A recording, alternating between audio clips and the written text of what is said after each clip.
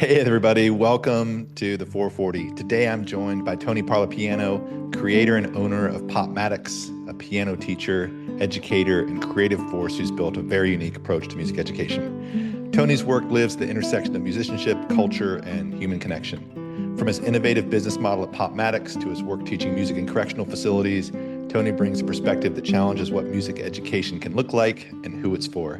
This is a conversation about teaching, purpose, creativity, and finding new ways to bring music into people's lives. Tony, what's up, dude? How are you? It's good to see you. Well, that is a very warm welcome. Thank you, Eric. It's nice to be here. Yeah, how are you? I'm doing great, man. You're doing awesome. You already said that before we got on. I know. I was really feeling it. Yeah, we were both talking about how awesome we're doing the work that we love. Yes. I mean, what's better than that? And what's that looking like for you these days? Yeah, so I got the music school going. So when you and I first met, I was doing travel teaching and then made the switch to teaching online, which I'd been doing for a long time. And then when I put the whole studio in 2020, I never went back to travel teaching. I just kept on with the private lessons, but we switched the model quite a bit from individual private lessons to doing group lesson programs and not really thinking that through all the way initially from the outset in the way that it's evolved into today. But the program's evolved quite a bit. It's a very unique music experience for the students who are here, kind of unlike anything that you can really find anywhere. Yeah, and I wanted to dive into it because we've been pals since before all the thing went down and we all started teaching online and doing all that stuff. And I know that you had mentioned, you said something really interesting before we started recording today about you started popMATICS, you had this big idea, and I remember when it was just a vision and you were really excited about it, and you've always been looking for new ways to teach and to do your work and to reach people, and you had this vision, and then you said something, you said, I kind of went through my college, I went through my 4 years of figuring this out. So maybe actually, before we just jump in today, maybe go back just a little bit into even before that. You know, you were a musician, you're a pianist, you decide you really love to teach, and go into that vision moment of what popMATICS was, and then talk through what that evolution was to where it is now, because I think that's really interesting. To take it back to where the idea, there's popMATICS, the curriculum, and then there's popMATICS, the music school. So popMATICS, the curriculum, is essentially the materials that I've created throughout my whole teaching career, the ideas. And over the last 8 years, I've been creating under the idea that these concepts and ideas that I'm bringing, each one is an idea that becomes part of popMATICS. But I never really went in thinking I was going to build this whole curriculum or do a school. At that point in time, it was just kind of a fun thing to give what I was doing a name, because I had a lot of original ideas and a really creative approach. So it started just as that. And then my transition to going to the school actually started from frustration. It was going into the spring season, and I had just had the best financial month I had ever had as a private music teacher. And the feeling that I was left with at the end of that month was, that was great, but I do not want to work that hard to earn that amount of money.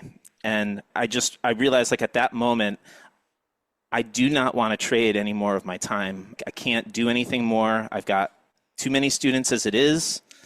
And so I was getting hit with lots of text messages from parents with the spring conflicts, and I have a very accommodating personality, so I try to work things out for people. And so that model just wasn't working. After being online for so long, I realized I was working with mostly children at that time, and I had lost the connection with the families because I'm not going into the home in the way that I had been. And so when I announced this big change that I was going to go into this music school and I was going to have a set schedule, and instead of students having individual private lessons, they could just come to any class they wanted to, that was my way of kind of solving my scheduling problem. But that's not really what my clients wanted. So that was the first move that I made. And so I lost like half my studio right away. I remember that. Yeah. And it was okay. I'd already had the conversation with my mentor, which is, even if you do you still want it? And I was like, yeah, I do. I want to do something different. I don't want to. So I went in kind of knowing a little bit, but I didn't anticipate kind of a big dropout. I just timed it poorly. I did it going in the summer. Things were starting to open back up. It was just not the right time. So everybody was like, we're just going to take a break from the summer. And then I didn't hear back from a lot of them. And then by that Was that time, because it I'd was already, too different of an idea at that point? Sorry to interrupt you, but I can't take notes fast enough, and I want to make sure. Was that initial thing when you came up with your new idea, and the mm, idea was saying, hey, instead of having a set private lesson time, we're going to meet in these groups at these times where I'm available, and you drop in and play. What do you think the idea was just too novel and they weren't used to it? Or do you think they just really wanted to have one-on-one time with you? both. So I think they really missed out on their one-to-one. That's what everybody had been used to. So the idea of being in a classroom online with others was foreign to them at the time. But I also think I didn't really have any clear picture of what this new business was. It was this big idea in my head, and I was just trying to explain it to people without anybody really knowing what it was. I had this big vision for it, but anytime you start to talk about it, it like gets smaller because you have to use words. And so it was hard to communicate to them like what it was that I was envisioning for them. And all they saw is, so my kid's not going to meet with you on, for a one-on-one appointment on Wednesdays at 3 o'clock anymore. And I realized at that point, because I had incredible retention, I had the best retention of any teacher I ever knew. If I started a student under the age of 10, almost every single one of them went through senior year of high school. Many of them continued in college. That's how I started working online back in 2011, is students would go off to college and they still wanted me to be part of the rhythm of their life and those music lessons. So I think I realized at that point that it's really not just with kids sometimes, it's not just about the connection, but it's also the structure of Wednesdays at 3, Billy has piano. And so when you take that away and you say you can come anytime, and you're a busy parent, as I understand now, with 3 kids who are getting involved in sports and trying to figure out how we're getting everyone everywhere, where I'm juggling my life and my business and all that, I think it just got hard. And the week went by, and did you go to piano? No, I didn't go to piano. It's not working. Pull the plug. So it's that the structure completely changed. So when the underlying structure changes, so does the behavior. You know that from Fritz. Japanese Yeah, resistance. yeah, I do. I definitely have a note to talk about that book today, but I just want to try to keep up because I know that people are listening, and I just gleaned so much from what you had already said about your experience. And the first thing that I really picked up on was this reality. As you were talking, I was thinking about my own experience, as we do in teaching. You come up with your philosophies and your ideas and what works because you're creative. So you're teaching and you come up with these new ways of sharing the information or getting people to ingest the information or adopt it in their mind or their techniques and to keep them in it. And I love that you pursued that into creating a method and then an entire business around it.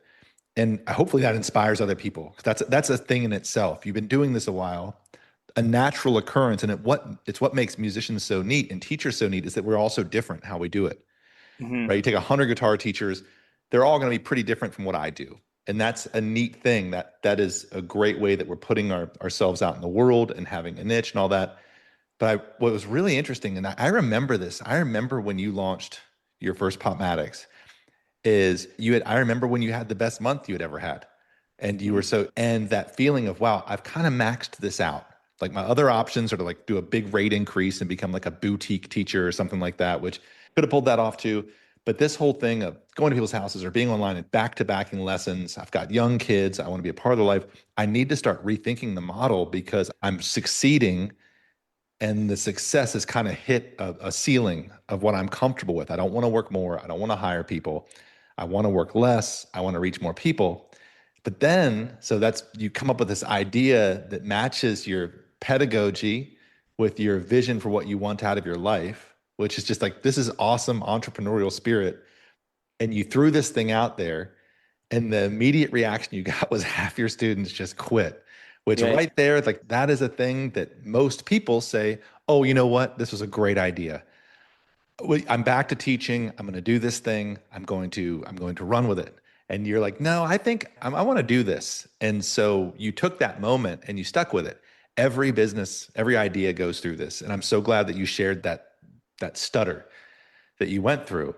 And the other thing that I thought was just profound that you already mentioned is this realization of two things: in-home teaching. And this hit me like right in the heart because I was an in-home teacher for a long time. It's a different relationship to the families. And it is You're not something that just a teacher. you are not the teacher. You You're are a in the guest in their house. home. And At I the don't end of think the yeah. I didn't think about that until you said it. And those families that I did own in-home lessons for, I still talk to them much more than the ones that I taught after my period of in-home lessons. 10 years later, we're still close. So if you're doing in-home lessons, well, what a huge part of the value proposition. And and here you are on your journey and you're like, wait a second, I offered this thing, but it's not what they wanted. They wanted the one-on-one lesson Wednesday with Tony, and I have the vision for this thing, but it's not what the customer wanted. So it's the intersection of what you want in your vision with what the customer actually wants, which is in this case is the parent and the student. So here you are, you've pushed through. What happens next? Yeah, well, I have to tell you also, I never looked back on that. I never, when I lost the students, I lost the students, but it was always, I was looking ahead. I was never like, maybe I shouldn't have done that. There was none of that going on. And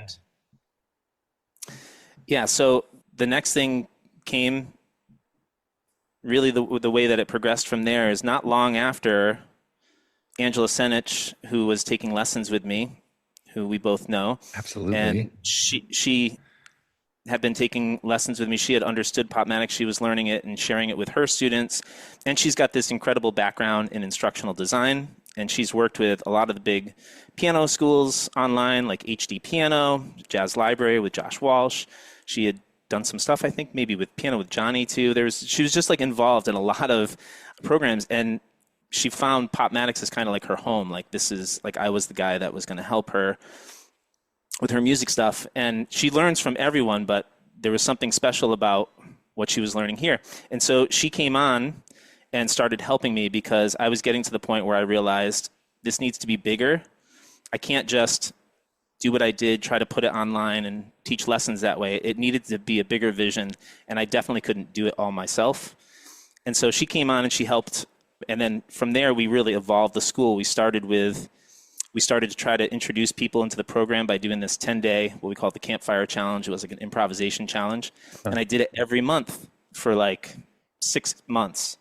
And it was my opportunity to really start at the beginning. What should a student's first experience be like with music?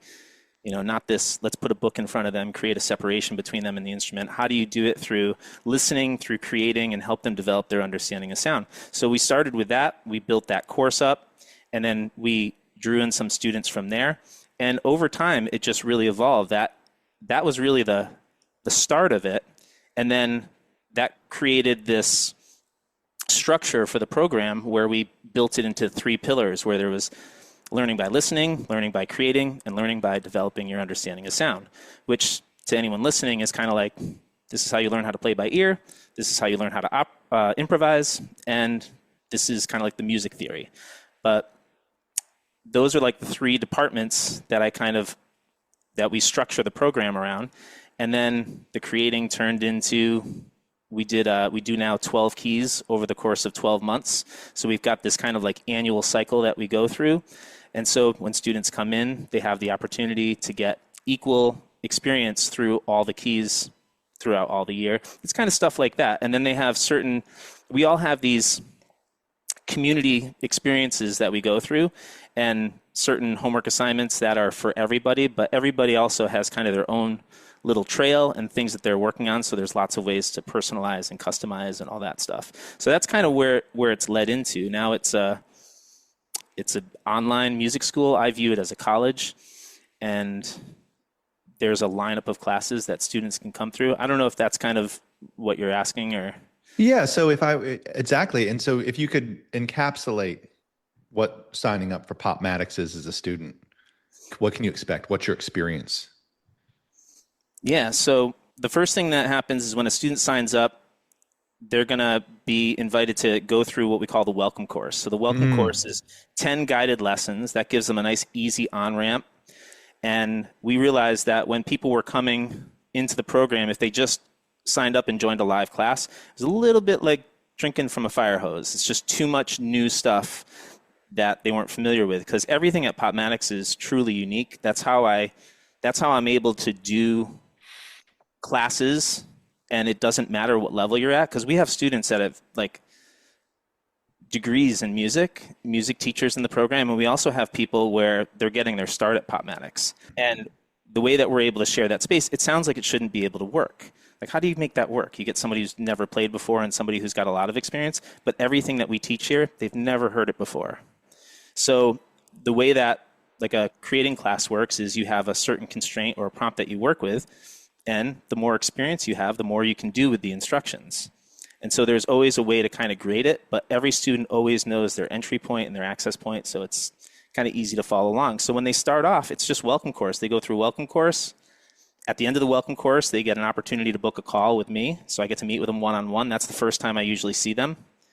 And they've already been through some of the material, and they've already taken 10 of my classes. Wow. And from that point on, we get them, because when they start off, they all start on what we call popMATICS to go, which is just the video. So it's really easy to get people to sign up, because that's a $49 a month plan. And then we usually do a discount for their first month, so it's only $29. They come in, they go through the welcome course, they get a chance to meet me. If they like how it's going and they want to stay on the video only, then they stay on the to-go plan, and they're happy. They've met me. They've had a chance to answer all their questions or ask all their questions and have them answered. And then from there, they can just stay on that plan. What a lot of people do is they get interested in the live class experience too. So rather than just watching, it feels like they're more part of the community. So that's usually our opportunity, where if they're interested in live classes, we'll get them into that part of the program. But the nice thing is there's a really easy transition, because after the welcome course, there's the next course, which is just called New This Week. And so New This Week it's a live program, so we're kind of all in this experience together. We have the 12 keys over 12 months. So in the New This Week, they get 4 videos every week. They get a creating lesson, they get a listening class, and then they also get a class called Office Hours. On Friday, we have office hours where people can submit their questions. So there is, you get help. You're not stuck just watching videos. You're like part of a real program where people are asking questions. And I always tell people that if you're not, be glad that there are people here asking questions. Like, even if you're not a real active member of the community and you're not talking a lot, you're around people who are asking questions, so they will ask the questions for you. It's like, I can't tell you how many times people ask, and it's like, that's a great question. I didn't know how to ask. They were afraid. Yeah. They were afraid. That could be another part of it. I don't record any of the live classes because I want that freedom for people to talk. The only one I do record is the office hours. The office hours, because people need answer to their questions. And I tell people, when they submit a question, it's not like a lottery system. I answer every single question that you have. And so now we have this huge library, because I've been doing these creating classes for 3.5 years. There's these huge archives. I've had these listening classes, how to play by ear, so people can go in and they can see there's a ton of content. But the way that we've set it up is, here at popMATICS, you don't really need to deal with your past. So it's all about New This Week. Here's the new material. Yeah. So you stay with us. If you want to go in the museum and go in the archives, you can go look through all those listening classes, but you're meant to kind of like stay with us. To be present. Yeah, in the moment. Yeah. In the moment. Like, here we are. We're in the key of E flat this month. That's your homework every day. Create for 5 minutes in the key of month. And then here's the lessons. Your job is not to watch every video that I put out. That would be insane. I put out way too much content. Every week I'm putting out 4 videos. So they get the listening class, they get the creating class, they get the office hours, which is time-stamped, so they can just go right to their question if they have one, or they can see what other people have asked and go into that. But I keep having to build bridges, which is a great thing, like figuring out where bridges need to be built, because that's too much content for some people to be able to go through a listening and a creating class. So we created one more that was called popMATICS Express, which is if you only have time for one class, that's the class you take. I try to keep them in the loop and on track with everything happening at popMATICS in 20 minutes or less. So it's a 20 minutes, like a little podcast. It's like a it's like everything they need to know. And in that class, I come to them not so much as a teacher, but more like a classmate, and I'm like a friend, like at school. Oh, you didn't get to make it to the classes? Well, here's what to pay attention to. Here's all the highlights, so they can at least stay in the loop. And that's what happens with a lot of our students, because now it's all adults. And so sometimes they go on vacation for a month and they all just tune into Express. Wait, you said now it's all adults. Most of your students are adults now? So in the popMATICS program, it's 100% adults in the program. Oh, far out. Okay. Yeah. That was not intentional. Yeah, it's just the way the market responded. Yeah. That's, again, it was for an audience, but it was a different one than the one I had. Wow. It was for the kids. And now I'm having the opportunity to bring it back to kids, but in a different format. But yeah, so the popMATICS, the online school, it's all adults and pretty serious students, because the thing is nobody has to be required to show up for class. It's just they get a lineup. I teach 2 live classes every day. I teach a listening and a creating class Monday through Thursday, Fridays office hours, and then we have social hour after that, where we just kind of kick it like we're doing now. Talk about music. So outside of your content creation, you have 2 drop-in classes that people in your program can visit every day. They can come every day if they wanted to. That's what you're saying. They come as many times as they want. Yeah. You do, and then on Friday you have the open session. I mean, the thing here is that this is it's so unique and it's so creative and it's so. I'm sure there was a ton of testing that went into it, and you're like, oh, now I'm going to do the Express, and so many challenges, and you found your demographic totally flipped from being kids to being mostly adults. And it seems like you're having a lot of fun doing it, because you're really breaking new ground. Maybe take just a second, now that we know what you're doing and how the program works and how unique it is. How do people what is your top of funnel? How do people find you? How do people come into the popMATICS realm? This is the area where we need some improvement, because it's primarily through TikTok right now, or social media content. So I'm posting there, but I just realized the other day, it's like, okay, I got 25,000 people following me on TikTok. Wow. And I don't have any of their email addresses. So so when I put out a post there, it doesn't go out to everybody, but I am pretty consistent. Like, I try to put out a post a day. And I've realized by just the act of practicing the art of daily content creation and putting it out there, it works. And it works better on that platform than it does for me on any other platform. I share the same thing to YouTube and Instagram and Facebook, and that's kind of all I do. And Instagram and Facebook are so bad that I don't even do it most days. I'm like, it's not even worth uploading sometimes. Really? But yeah. The reach is so bad? Yeah, it doesn't get to anybody. It just shows it to people who are already following me. And that could be me, like, not understanding how to do social media marketing and all that stuff, and not putting the right covers on and the right hashtags and all that stuff. Because I'm not that calculated. It's, as a businessman, I have the vision, and I do the work. And then Angela helps a lot with kind of figuring out better strategies, better practices. And that's kind of what we're working on now, that's kind of the next thing. It's like, we got TikTok, but I can't talk to any of these people because we don't have, like, when we have an opportunity for something free that might bring them in. But even still doing that, TikTok is where every time I book a discovery call, we give away 15-minute calls. You just go to the website, you can book 15 minutes with me. It's not a sales trap or anything. The most expensive thing I even ever offer to anybody is that welcome course, which is $29. Because I don't want anybody buying anything I don't want anybody being trapped somewhere where they don't want to be. So it just gives them the opportunity to come through it. So I'm very, like, with my business practices, so I don't really push people when they go from the popMATICS to go the video only. If they don't want the live classes, if they're happy there, I don't try to make them feel like, oh, you're on the lesser plan. It's like, no, that's a good plan too. That's the plan for people who can't really make it. Some people, time zone don't work, or they're working at those times. Because I chose everything that works for me in my life, the rhythm of my life. I teach from 10 a.m. till noon, Monday, Wednesday, Friday. I teach from 4 to 6, Tuesday, Thursday. It gives me plenty of time to take my kids to all their stuff, and to do all the other parts of the job, because it's not Yeah. just 10 hours of live classes. No. I Wow. dedicate all Friday, my Friday morning routine, man. It's like I get up at 3 a.m. on Friday and I do content creation until 10 a.m. And that's preparing materials, recording the classes, and that's kind of my groove right now. Is I just get into a flow, a creative flow. I got ideas flowing all week. I carry around the notebooks and I write my ideas down. And then Friday is execution day, and just go in there and you set up the next experience. And that's really what I look at it as. Everything that I do is experience. It's all about what we can provide. We know it. You just gave a really great gem too of reality and wisdom, which is that this stuff, it's not just Tony's teaching 10 hours a week. You've created these really honed disciplines and systems. Being able to, and I love what you said about you have a notebook or you probably use your notes or whatever, and all week long, you're going for a walk, like, oh, this will be really cool.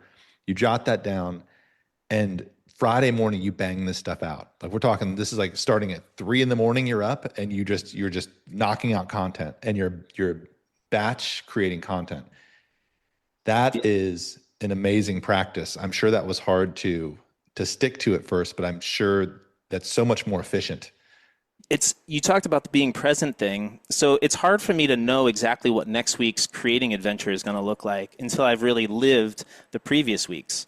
So I do that Monday through Thursday. I teach, and then from the classes and the discussion I get with the students, because we have very active students who come and they share their thoughts and perspectives, and they give me ideas. They tell me what's working for them. So it's all of that, and then ideas come. I can't tell you how often the next week's creating adventures are somehow directly linked, even though I wasn't thinking about it, to what we were doing in listening class. The songs I was listening to, those ideas kind of work their way into the creating adventures. So that's part of it, is like it's easier for me to, I guess I've gotten good at deadlines, which was harder for me before. But yeah, I wake up 3 to 5 as I'm like planning, organizing, getting my my handouts, my PDFs ready. I'll do a lot by hand. I do a lot of sketching by hand. So at the campfire, they look like maps, but they're all like hand drawn. And it's kind of like, field day at the kids' school. I try to even though I don't teach kids, I kind of think of everything like, would this be fun for a kid? If it'll be fun for a kid, it should be fun for an adult too. So I kind of frame everything that way. And I make everything feel, people feel that here. It's like fun. Everything that we do there's an element of fun to it. It has to be. And so that's what I do. 3 to 5, I do that. And then from like 5 to 7, I try to record 2 classes.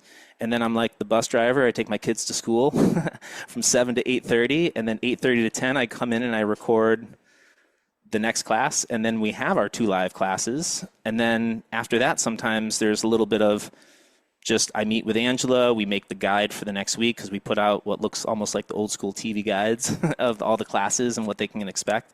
So the student experience is very like, you said something in a recent episode with Brian from MTNA. You talked about it being how it's like a discipline to be a part of something.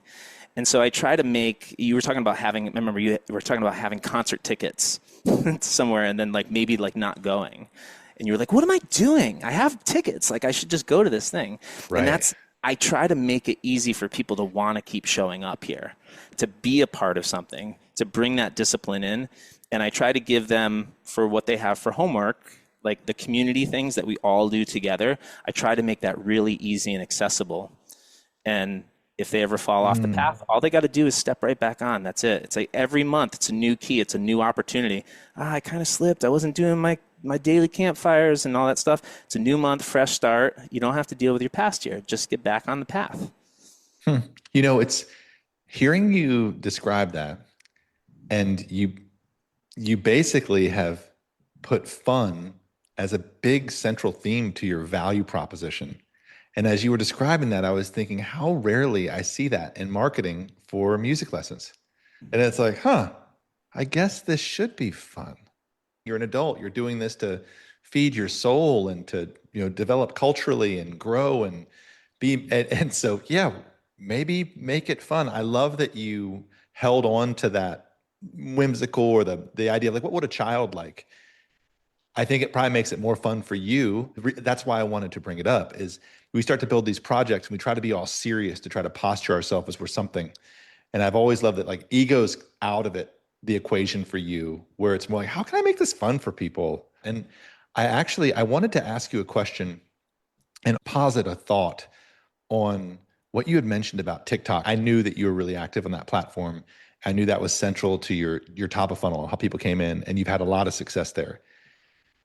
When Twitter imploded, there were a whole mountain of startups, especially like tech marketing, and they based their entire growth strategies around Twitter, right? Twitter was the water cooler for technology until it wasn't anymore. And there were companies that literally built their entire structures around Twitter, and their businesses just lost overnight. And I was thinking about that as you were describing what could happen with TikTok. The fact that you don't own the customer. The solution, obviously, is you need some way to contact these people directly.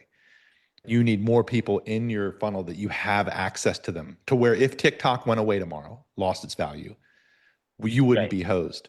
What is your plan to get people into your ecosystem where you have their contact information? Because it seems like that's the missing piece, right, that you were describing. Right. Yeah. So, I mean, the obvious choices, this might be a good conversation to have with you at some point, offline for some strategies. But, the obvious things that come up are the lead magnets where you can offer them something in exchange, like email us here and we can give this to you. And I feel like a lot of trust has been lost in that whole space because people don't like to sign up for stuff because then they get hit with 7 emails a day. But we email people like once in a while and when something's happening. So we don't have, once they're in the program, then they get what they need in the order that they need it. But as far as a marketing campaign, that's kind of what's missing a little bit. And I'll be honest, it's not been my primary focus for the last 4 years. The last 4 years has been about living the program. There's enough here. There's more here than anyone could get in a college education. This is better education than I got in college. This is nothing I even learned in college. And that's how I feel about it. That's how I feel about it, is this is a good place. And we tell everybody, like, it's 1 year. Go through it. But you're asking about this thing, like, how do we bring them in? I want to do more workshops. We kind of lost touch with that a little bit. We used to do workshops, and that worked really well for us. And then I kind of focused on the TikTok thing. I kind of just go where things feel like it's working. And so I continued to post to both of those. YouTube is now doing much better with the consistency as well. But TikTok is where they just there's something that they do where they know how to get your content in front of the right people. And even if they don't subscribe or follow to you, if people just watch your content, it'll keep feeding it to them. What are you posting on YouTube? Shorts or just shorts? Yeah. I don't do any long form on YouTube, hardly ever. Okay. Sometimes we have student showcases, but I don't practice any long form content there. It's just little tips, tricks, fun things, whatever. I don't script those. That's like in the morning. After I get my kid on the bus, I go to the piano for 15 minutes. I hit record. I play. I don't even know what I'm going to do yet. Usually it's influenced by something that's going on at school or something that I was just listening to or just a thought that I want to share. And I sit down and I kind of work it out. I get one take where I'm like, okay, that's not bad. And then I'll do a second take. And then that's it. I take one of those two. Do you hit record as you sit down, or do you come up with an idea first? No, I just hit record because the idea might come. It might be like, oh, I should have recorded that. So you're recording video or audio? Video, yeah. Okay, it's just I just mount a little. It's old fashioned. I just put a little camera above my keyboard, and then I sit down and I play and I talk and I come up. I develop an idea. I don't know what the next thing I'm going to record is. I don't have like a content strategy. I'm just spreading seeds. I'm sharing little things. I don't know who they're for. I don't have a specific student in mind, but they're things like I wish I knew. I don't hold back anything, but it'd be hard for somebody to just watch my TikToks and like pick up everything. Like if they're a more advanced musician, they'd be like, oh, that's really cool. I never thought of that before. But to really get the full experience and to go through it in a sequenced way, that's what the school's for. So these videos you do in the morning, yeah, I do something similar with where I love to just record a part of my practice or my playing every day and just kind of see what it's about in a non-judgmental way. Mm-hmm.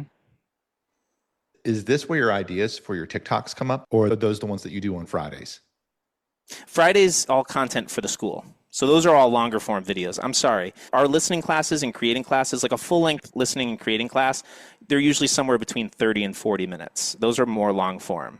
That's for the school, that's school library. That stuff doesn't go out to TikTok. I don't put anything from the school on TikTok.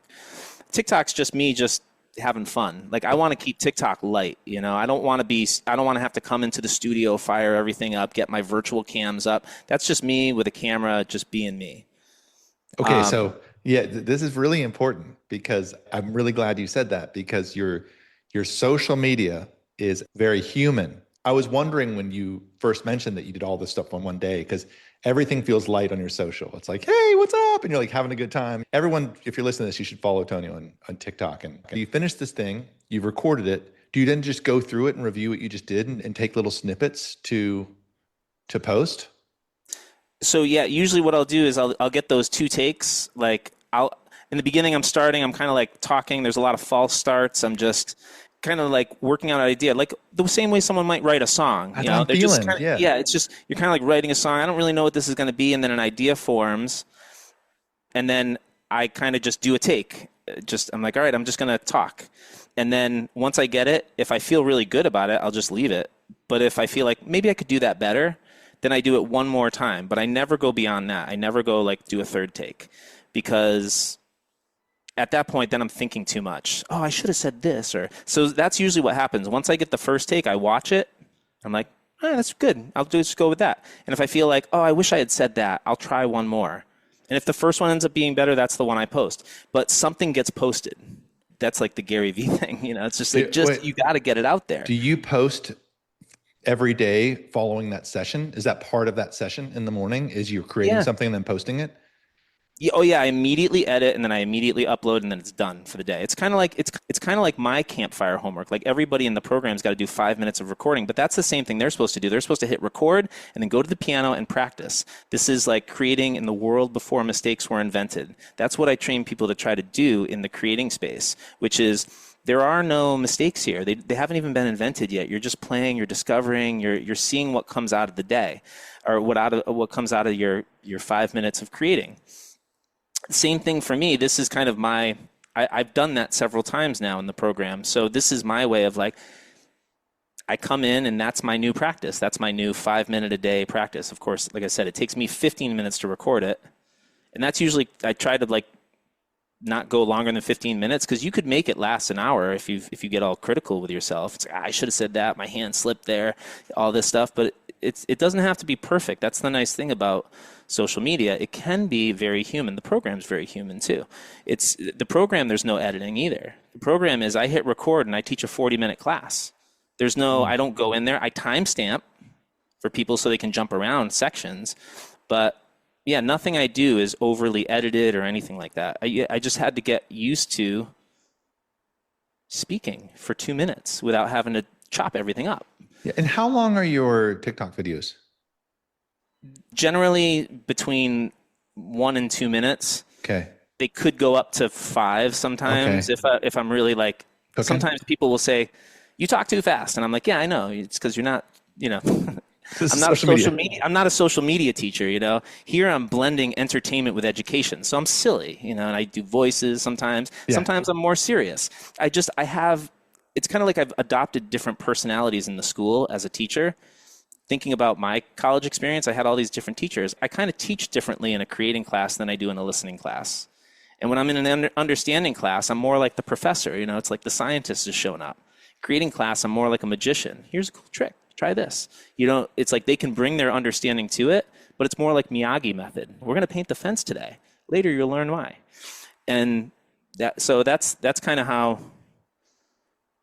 that's what I do. They're just like 1 little 2 minute things. And for me, they're a lot of them just, they help me remember things that I thought about. It's like almost like a journal of just little ideas, things that I've been collecting along the way. And because we're doing this every day in class, we're studying songs through listening. I'm constantly being introduced to new ideas. Right. And when just because I know what holds people up from being consistent in social media, and I'll leave this topic, but when you create your stuff for 15 minutes, you edit it. Mm-hmm. How long does are you thoughtful about what the captions are or what you're going to have as the, to write for the caption for the post? Does that take you time? Do you put a CTA in there? Is that part, or do you just have templates that you use? So I record everything straight on the camera, and then I upload it into a program called Captions. It's just a Captions app that I got. It's like $10 a month, and then they just put in, and you can pick from all these different templates. So I just found one that I liked, and where I could like decide on a color that emphasizes. So I've got my own style, and so it figures all that out. And I don't have to like feed it the script, but I do have to go back through and I have to edit that because occasionally they'll miss a word. Or in my situation, since I use a lot of numbers when I'm talking about music, and I'll say the 4 chord, they will write FOUR, and I want the number 4. Yeah. So I have to go in, and there's a lot of like little editing with things like that. Yeah. But that's a lot of the stuff. Like, it doesn't take too long as I don't try to do more than one thing at a time. So when I'm in that, I'm actually going through the process. I'm listening to it, seeing how it looks. I don't really do many cuts. Sometimes I do, see if I can hook people a little bit more, or if it's like the format, but generally it's just one continuous thing. And that's, again, because that's the kind of content I feel like I could make for the rest of my life. Like, cool, I can just sit down at a piano anywhere with a phone and just record and talk and put it through. And I show my face sometimes, but I have this very kind of like style where the piano's kind of going in the wrong direction and the words go the other way, but somehow it worked. And that's what people resonated with. I remember it was May 1st. I put out a post. I'd been trying to get to 1,000 followers, and I put one out, and it was like the spring turned on and everything was flowing. Thank you for sharing that. I feel like this is just really inspirational. And I love your arc that at the core of everything is like you really freaking believe in all this. You're like, wow, a lot of heart, a lot of passion, and that's driving. You've always had a real commitment to your reputation of not being lame. You said something about the lead magnet industry, and I've always seen that you really shy away from doing things that could come across as smarmy or aggressive. Like, that's a big part of your brand. You have the central theme of things being really fun. The top of funnel for you is not manicured. It's completely authentic and creative of you just trying to be your best self, which is really another important fundamental. But the really interesting thing is that there's a real discipline. I'm like, did you just read like Atomic Habits like 100 times or something? Because you're doing these things daily. That it's not easy to do this. Of course you enjoy it, but you found this rhythm where you do own your own life now. And that's the theme of this show, is that you found this new way to do things. It is a lot of work, but it probably doesn't feel like that much work because you say you're enjoying doing it, but it's truly your own thing and it's your own rhythm. Was it difficult to build that rhythm and to find that rhythm and to commit to it? Well, it's certainly evolved over time. And I know for me, I need kind of big picture structure. So the idea that like Friday's a deadline. By Friday, I need all these classes done. So when am I going to do that? I tried all kinds of things. I was like, well, maybe if I record one on Monday and then I could record one on Wednesday. That didn't work for me. I needed to be like up at 3 and in the flow. So things like that, yeah, that took a little while to get used to. But you know what? I just go to bed a little earlier on Thursdays. That's all it is. I just go to bed. I'm usually in bed by like 7:30, 8 on a Thursday. So when I wake up at 3, I'm not tired. I'm getting a full night's sleep. I get out, I walk outside, look at the stars, just like, all right, let's go do this. And I don't always even know what all those classes are going to look like, but I know by 10 o'clock when we have our office hours, those classes will be recorded. There's just a built-in deadline that I can't not meet. So I've gotten really good at putting myself to that. So with the TikToks, that's my goal every day. And if I miss a day, there's a grace period, just like there is with the students at popMATICS. I say 5 minutes a day of creating an Archaea of the month. If you miss a day, try not to let it turn into 2 in a row, because you don't want that to become the habit, the not doing it. So if I miss a day on TikTok, whatever. I just pick it back up the next day. You know, I went on vacation for a week, and I didn't post anything for like 12 days. You know, I took a 12-day break from social media and nothing happened. Everybody's like, you got to keep posting every day. Everybody gets worried, like if you stop. I still had new people coming in every single day, because after a while, just doing it every day, you build up enough content. People find you. I remember I was listening to like an Alex Hormozy short, and I remember him talking about, like, what's the one thing that if you got it right in your business, like everything else becomes completely insignificant. And I think he was talking about like a sandwich shop. And if you could make the best sandwich in town, it's like it would take care of all your problems because everybody would go to you. They'd know you for that. And so I think that's at the heart of it. What I'm trying to be is I'm trying to be the best music teacher in the world. And not in an ego way, not in a, I'm competing, but it's like I wake up every day and really the only person I'm ever comparing myself is me. Can I be better than I was yesterday? Can I offer, what can I do to make this more fun? How can I build a bridge for someone who's, that's how the Express class started, 20-minute Express class, because people couldn't get through the two full-length videos. So it's the discipline. My life is different every day. You know, I've got 3 kids. They're in different activities. I got to drive them all to school. I got to pick them up. They're at 3 different schools now. Of course. But I have these live classes. I got 2 hours every day, live classes. I never miss those. And if I need to, Angela can sub, or we just close for a week or something. You know, if I go on vacation, we just close. It's fine because they got plenty of material to go through. Sometimes it might be a relief, like, oh, I got a break. I can catch up on some stuff. Mm-hmm. But it just, that's where it comes. Like the creative artist in me sometimes is like, oh, I wish I could just like take 6 months off, go to Stowe, Vermont, rent a little cabin and write the book and do all this stuff. But that would be like escaping things. The managing your daily life and like putting all of this work into the rhythm of your life. So that's how things like that evolved that Friday. It's like, I wouldn't have designed my Fridays to be like that, but that's what works for me right now. Mm-hmm. Because I have, even though I own my time and all that, that structure of those 2 live classes, like I got to be there from 10 to noon. The rest of my day, I can figure it out. It's always balancing structure and freedom for me. It's that way in teaching too, and teaching the classes. It's like if you have too much structure and there's not enough freedom, things start to suck, you know. And if there's too much freedom and no structure, then it's like you're just kind of, nothing really gets done. And anytime you turn, you know this because we're on like the successful side of this now, but anytime you try to do what you love as a career, it's kind of a dangerous game that you're playing sometimes, because this all kind of started because the private lessons started to almost feel like it wasn't going to be fun anymore. It was the first time that I'd felt that. I was like, I'm just texting parents back trying to like find times, and I'm just like, I game over, I give up. I'm not doing this anymore. And even though I had the policy thing and the no makeup thing, it just wasn't me. It wasn't me. Other people run their studios like that. I can't do that. I'm way too accommodating. And my prices were high. Like, so I don't feel right, you know, someone paying a lot of money for something they didn't get. Right. I have a problem with that. I don't mind so much if it's more like, if I was trying to like compete with people in town, if I was doing those rates, but my rates were premium. Yeah. And it feels wrong to charge so much for something that someone's missing. So now it's way better because now it's just membership fee. You're in the membership and you can book a private lesson when you need it. And then that's how they do it. And if they're in the program, then they get a little discount on my private lessons. And they probably only need one a quarter because they get so much support in the program.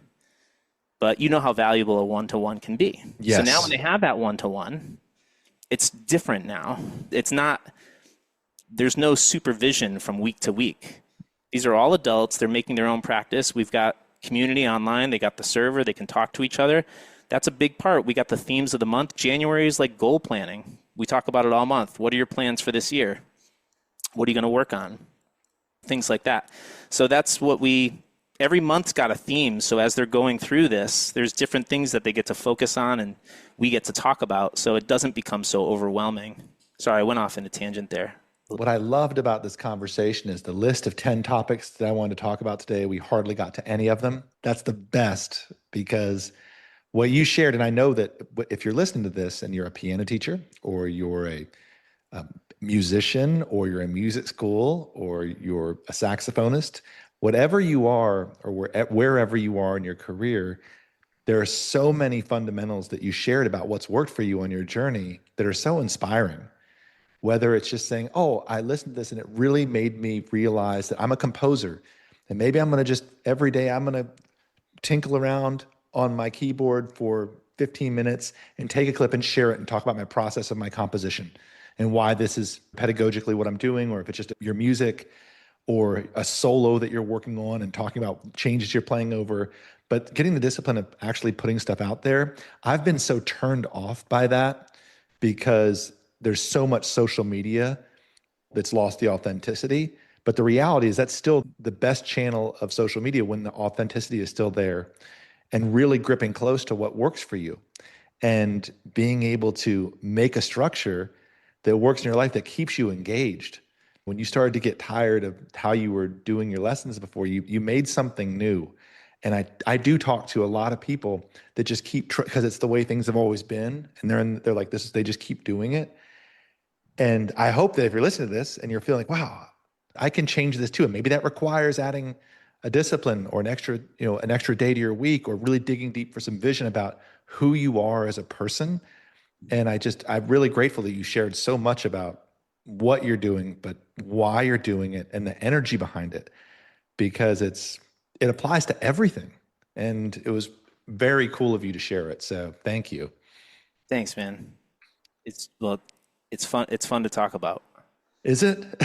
It is, because this has been my passion for the last 4 years. I've been pouring my heart into creating this experience and finding a way to make it work for everyone. Everything about it, this community spirit, and bringing people in. And that's really important to me. And I feel like that was really inspired. There's like, I remember like when you started like the Fonz Facebook group, and how that was like, it's grown so much, but I'm sure like that core tribe that was like there from the beginning, and there's still the people that show up to your master class or the masterminds, and a lot of them have become guests on the podcast. And it's just that friendly environment that you crafted, even with your I wanted to ask you, I don't know if I have time to ask you a question quickly. Of course, sure. Yeah. But the intro music that you use for this, for this podcast, is that your piece, or is that's just me? Yeah. Oh yeah. Dude, I love that guitar intro. When I heard the very first episode, I'm like, that is the warmest welcome I think I've ever heard. That was one of my 5-minute little Tony jams. Dude,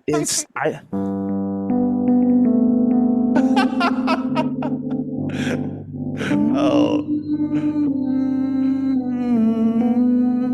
The way that just opens up, I was wondering, I didn't know if it was you or if it was a classical piece that you were starting, or what it was, but it was so beautiful. It was just this warmest welcome when I listened to it. That is so kind of, yeah, it was the first episode we did, and that was when I had just torn the studio down. I hadn't planned for that. So I think I recorded it in my living room in my house, and it was just, we launched the podcast at a very poor time in my personal life. Studio torn down. I was going to my friend's house to record the episodes, and I'd record the first episode, and I think it was actually Kelly Reardon was the first person I interviewed, and I had the Logic file up, and I moved it ahead a little bit, and I just tried to I was like, I'm just going to dork around with this, and I recorded that in, I think, 1 or 2 takes. It's completely just like an improvisation for the moment of that, and no one's ever asked me. So so there's a piece of music that's really special to me from the Brian Eno's album. It's called Music for Airports. It came out in 1979. Okay, so track 1 of 1, right? Okay, yeah. Dude, not many people know it, but that.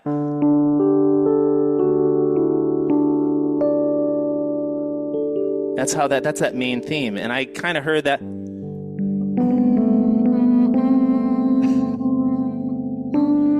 You lift up to that.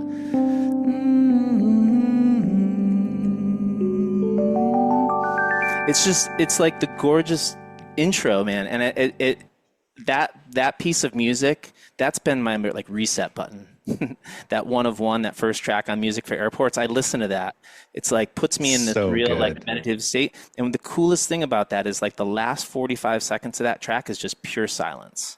Mm-hmm. And so if you're listening to it, I've been in the car listening to it, parked in early morning, and that music will end, and then the sounds of nature will just come rushing in, and it's like whatever the equivalent of a palate cleanse is.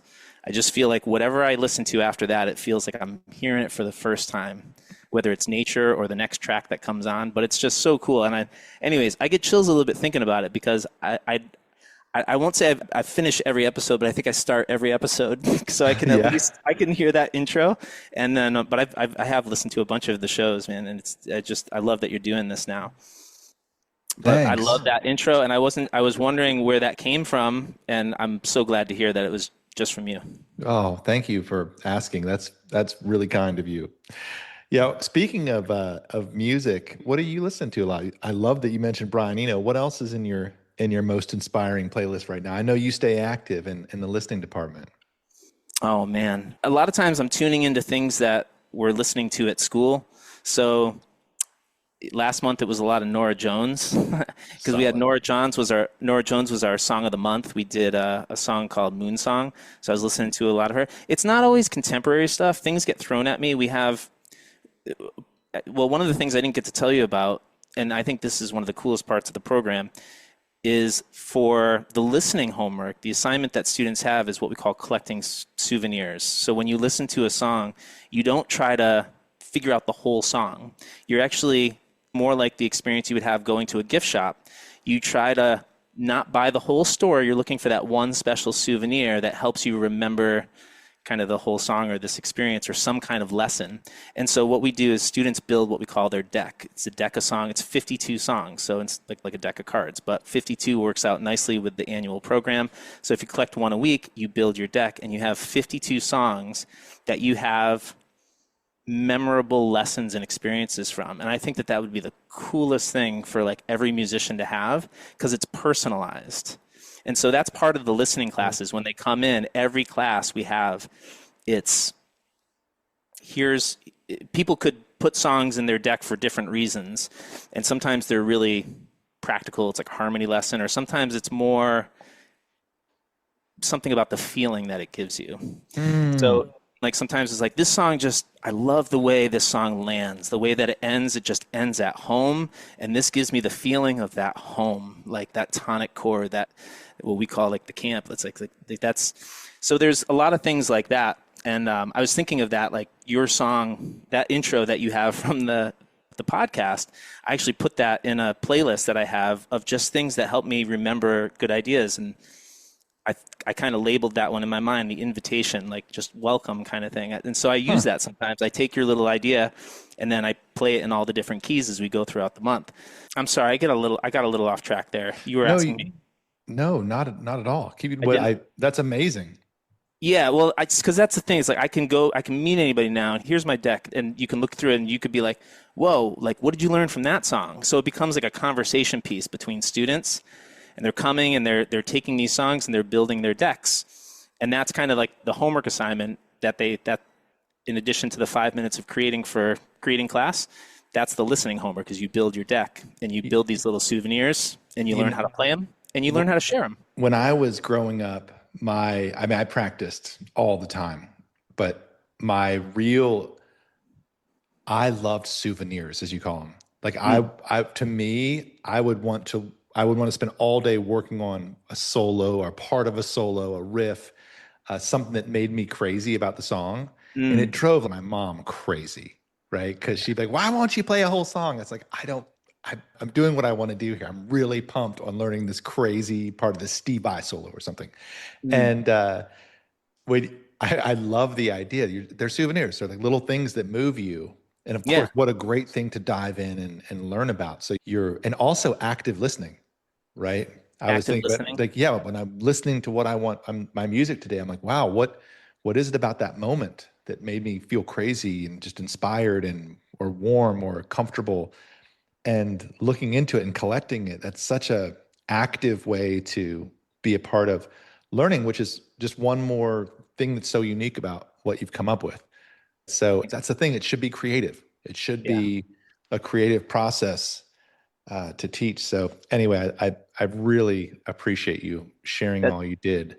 And maybe before we jump off, there's another side of your life too. I really wanted to ask you about is you've been doing this work where you've been going into prisons to teach.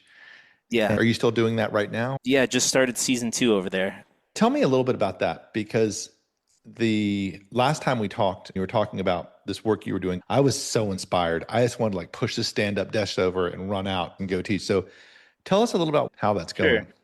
Well, this all started because I was approached about adapting popMATICS for a music curriculum for an online music school that wanted to focus on students with special needs, specifically students with autism. And they were interested in the curriculum, but I didn't have any credentials. I don't know anything about Hmm. how to tailor that. But in my undergrad, which is all I did, I got a bachelor's degree in jazz studies at Westfield State College. And I met, who's now Dr. Melissa Martiros back then. Now it's 20 years later, maybe even more. And she has the credentials. So her and I got in touch, Oh. and she's got like 4 doctorate degrees, like 2 PhDs and 2 master's degrees, which on paper you look at and you're like, how does this all line up? This seems like it's very different stuff. But when you see kind of the trajectory of her life and what she's working on, it kind of all makes sense. So she's got this organization called Opportunity, which brings music education to people who typically don't have access to it. So it's incarcerated men, kids from low-income families, people in recovery, and the whole deal is trying to break the for the school to prison pipeline. And when we started working together, she's kind of on the team for this other project.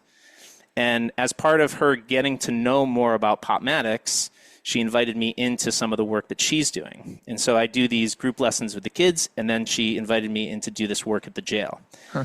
Now, the work at the jail is very interesting because I teach, it's called the annex. So these people have a little bit more freedom. They're not really like locked in a cell. They're kind of in a dormitory. And so they kind of whoever lives there has to be a part of this class. That's kind of the deal. So when I go in, I have a certain number of students, and they don't have a choice. They have to be there.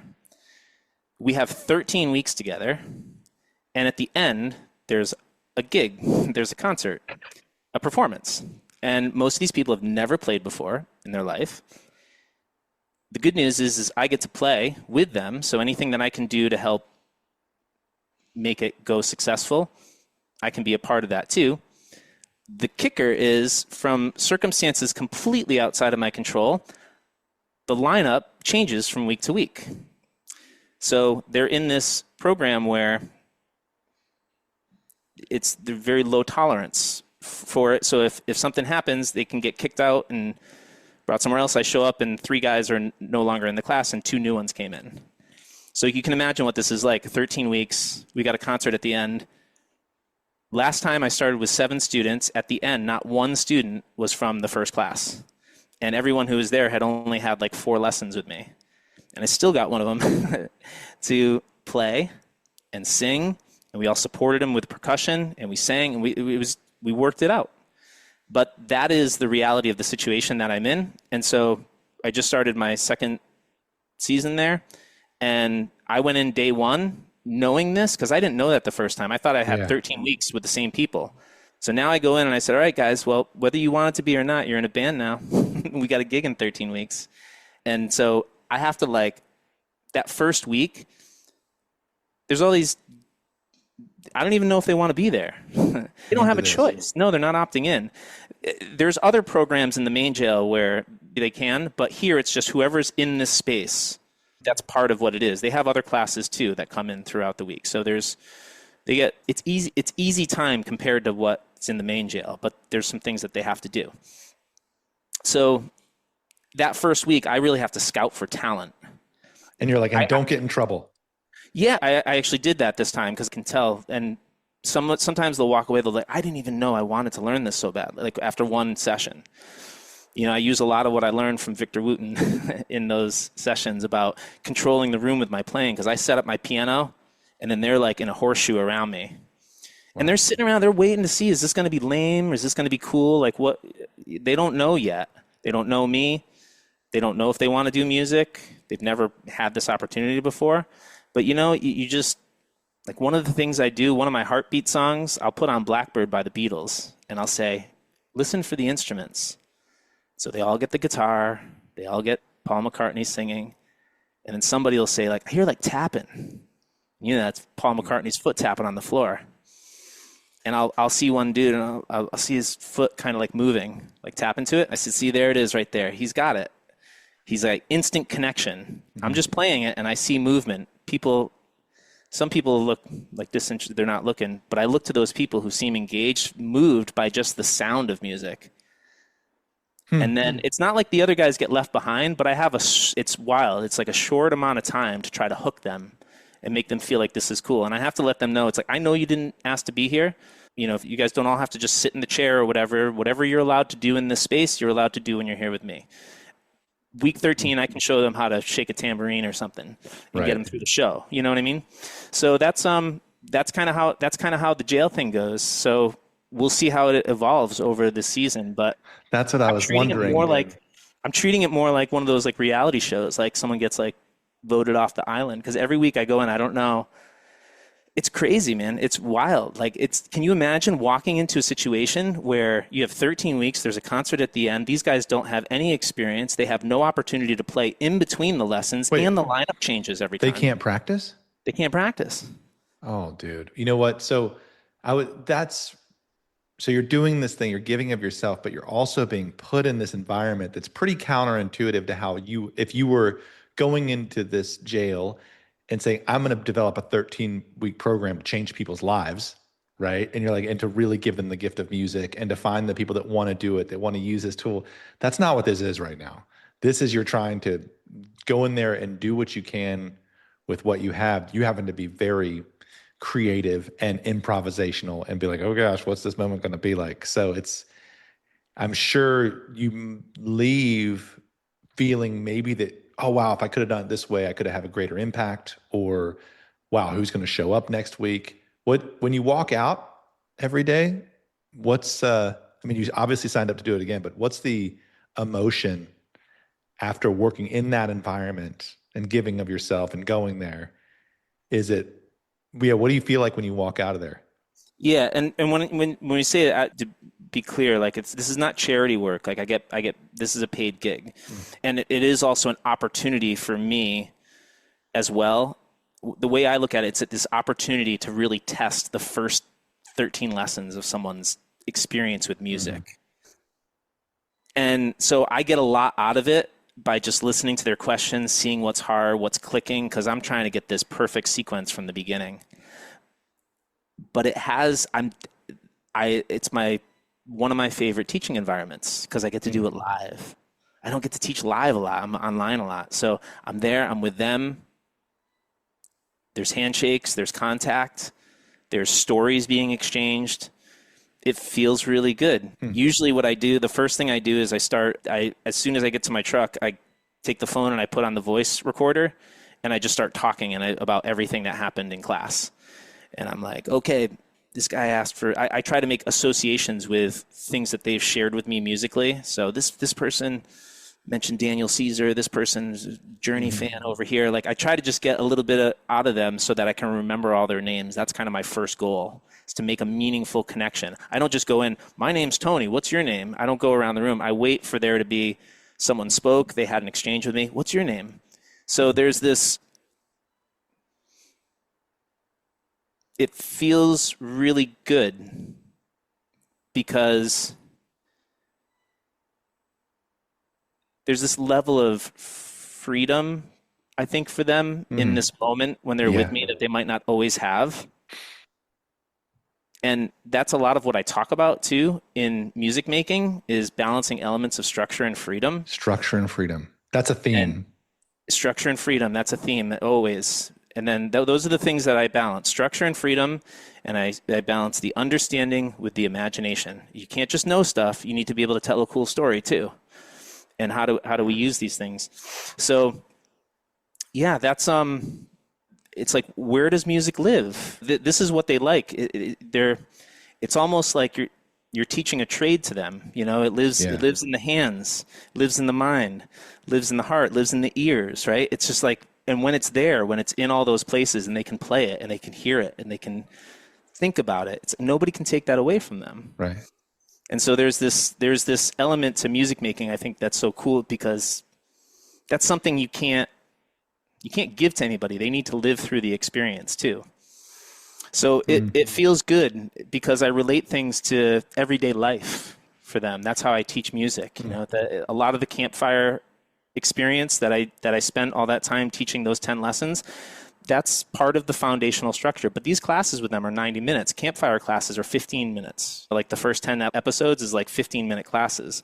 So I can stretch that a little bit more in a live class, but there's a lot more elements to it. And when I walk in those classrooms, it's interesting because I don't have to deal with any behavior issues. You know, they all have to they don't have to be interested, but they can't disrupt the class or anything like that. Right. But they're free to do whatever they want as long as they're not like interfering with somebody else learning. That's how I roll. And so I know later they might get hooked. They see someone else having little success and then they're like, oh, let me try. I always invite them up, come sit next to me, let's play together, and try to give them that experience. So all of that feels good because I can see it in their faces. I can see it land. When you shake their hand and they probably don't get a lot of contact in there. And a handshake means a lot to someone. Yeah, it does. It's respectful. It's good to see them. I missed it. I missed a class, and I remember asking if I could go make up the class. Even they said, you don't have to make up the class. But I was just like, I want to be consistent. I want to be consistent. It's part of that discipline, all of that. And there's a rhythm to life. And even if you're meeting with somebody once a week and that's the only opportunity, like once a week is still a rhythm. So even if they can't practice between lessons, like when I see people say that, it's like they don't practice between, like, well, what if they couldn't? You know, what if they couldn't practice because they didn't have an instrument? How would you help them then? Yeah. And, you know, and I think that all this, I'm really glad I asked because all this just ties in. And I'm glad you threw in that last piece because the idea of of the structured versus your freedom. And then you've got this other of the understood and the imagined. The understanding and imagination. Understanding and the imagination. So that is a really interesting thing because I think at the end of all this, we really see how much your life is like music. And you've kind of actually, the way you put rhythm into your life and every day you're looking for creative channels and the creative side of music, which a lot of music instruction isn't about creativity, but wrapping that in, actively listening to music, having that inspire your next idea or your next opportunity, and also the evolution. You don't know what this jail gig could turn into, but you're always open to it. And so a lot of really great stuff. We got to do this again, Tony. I know you have to run, but this was amazing. And I want to continue talking, and I really appreciate you being here today, man. This was outstanding. Thanks for everyone who tuned in. Thanks for listening. And thank you, Eric, for having me on. Awesome. Appreciate you, Tony. You've been listening to the 440 Podcast. If you found this helpful, subscribe at Spotify, Apple, or wherever you listen to podcasts, and leave a quick rating. It makes a big difference. To learn more about how to run your teaching studio with less stress and more joy, visit fonz.com. I'm Eric Branner. Thanks for being here.